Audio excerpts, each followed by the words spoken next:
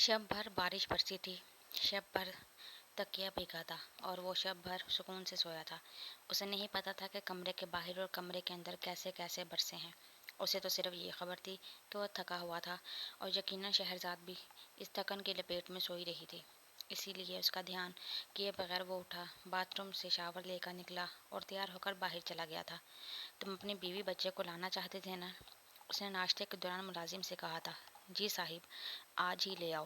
पहले ज़रूरत नहीं थी, मैं घर से बाहर होता था, मगर अब घर का काम ज़्यादा हुआ करेगा, इसलिए किसी औरत की ज़रूरत होगी। ज़रूर साहिब जी। वो खुश हो गया था। एक तो बीवी बच्चे पास रहते, दूसरी तनख्वाह भी डबल हो जाती।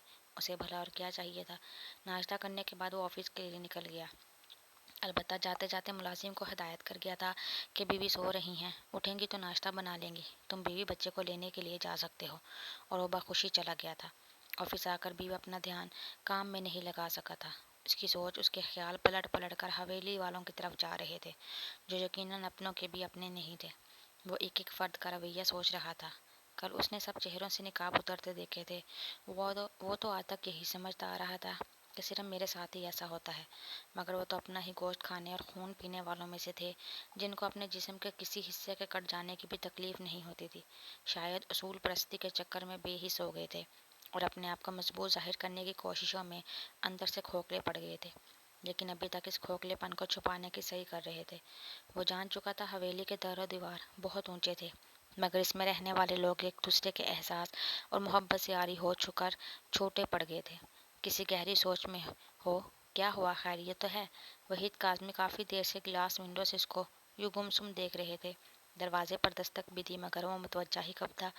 मजबूरन वो बगैर इजाज़त चले आए थे। नहीं, आइए बैठिए। वो खड़ा हो गया था। परसों तुम शाम को इमरजेंसी में गए थे, खैरियत थी ना? वहीद काज़मी जानते थे कि कबीले वाले लोगों को कोई ना कोई मुसीबत पड़ी ही रहती है, इसलिए पूछ लिया था और खामोश हो गया था। उन्हें क्या पता था कि क्या करके आया है। यार, तुम मुझे भी परेशान कर रहे हो, बोलो क्या मसला है। वहीद काज़मी उससे काफ़ी बेतकल्लुफ़ थे। वो भी उनकी फ्रेंडली और जिंदा दिल तबीयत से काफ़ी खुश था। 1 साल होने को आया था उनके साथ काम करते हुए। अब तो वो उनकी फैमिली से भी काफ़ी घुल मिल गया था। उनके इसरार पर उसने सब कुछ बता दिया था। अब छुपाने का भला क्या फ़ायदा था। अरे, ये तो बहुत अच्छा और बहादुराना फ़ैसला है। शाबाश, दिल खुश कर दिया है। हम भी बहू की कमी महसूस कर रहे थे। उन्होंने उसे गले लगाया था। उन्होंने उसके फैसले को सराहा था। अरे मेरे बच्चे, उदास क्यों होते हो? मैं हूं ना तुम्हारा अंकल, तुम्हारा दोस्त। जब मैं तुम्हारे बाप के लिए अपना फ्लैट सजा सकता हूँ, तो तुम्हारे लिए तुम्हारा ही घर सजाना कौन सा मुश्किल है। तुम्हारे बाप का निकाह करवाया था, अब तुम्हारा वलीमा करवा देता हूँ। यही समझूंगा कि इतने सालों बाद वलीमे की फुर्सत मिली है। आने दो अमीना और रबीना को। उन्होंने अपनी बेटियों का जिक्र किया, जो अपनी माँ के इलाज के सिलसिले में 2 हफ्ते पहले अमेरिका गई थी। नहीं अंकल, तुम अपनी नहीं अपने पास रखो, तुम्हारा खर्चा हरगिज़ नहीं करवाएंगे। वो डांट चुके थे और वो रुख फेर गया था। शाम ढले वो घर में दाखिल हुआ था। इसका मुलाजिम जुल्फी अपनी बीवी बच्चों को ले आया था। वो सीढ़ियाँ चढ़ता ऊपर आया और दरवाजे पर दस्तक देकर अंदर दाखिल हुआ था, वरना अपने ही बेडरूम में दस्तक देकर आना अजीब भी लग रहा था। मगर पहली नज़र बेड पे पड़ते ही ठटक गया। वो जिस हुलिये में उसे सुबह छोड़ कर गया था, वो उसी पोजीशन में थी। ब्रीफ केस टेबल पर डालकर वो तेज़ी से करीब आया था। शहरजाद, उसने करीब झुककर उसे पुकारा था, लेकिन उस पर असर नहीं हुआ था। उसने जैसे ही उसकी कलाई पकड़ी, हाथ को आग छू गई। वह बुरी तरह बुखार में झुलस रही थी। ओह नो, तो ये सुबह से बुखार में पड़ी है और दिन भर अकेली। मखतूम को अपनी सुबह वाली उजरत और गफलत याद आते ही नदामत हुई। वो कपड़े चेंज किए बिना डॉक्टर को बुला लाया और फिर रात भर उसके सराहने बैठा पड़ता पड़ा था। कल की रात उसने आंखों में काटी थी, आज की रात वो कुर्सी संभाल चुका था। वो काफ़ी कमज़ोर हो चुकी थी और मतवातर इतने दिनों से जहनी टेंशन का शिकार थी, इसीलिए इतने शदीद बुखार में हिसाब से जवाब दे गए थे। डॉक्टर ने काफ़ी इंजेक्शन और ड्रिप भी लगाई थी। सुबह तक उसकी निकाहत में काफ़ी इफाका हुआ था और वो हवासों में लौट आई थी। दोपहर के 12 बज रहे थे, लेकिन आज वो घर पे ही था। उसे हरकत देखकर करीब आ गया। अब कैसी तबीयत है? शहरजाद ने अपने असाब कंट्रोल करते हुए करीब झुके मखदूम शाह को देखा था, जो महज फॉर्मेलिटी निभाने के लिए फिक्रमंद नजर आ रहा था। उसको चुप देखकर पीछे हट गया।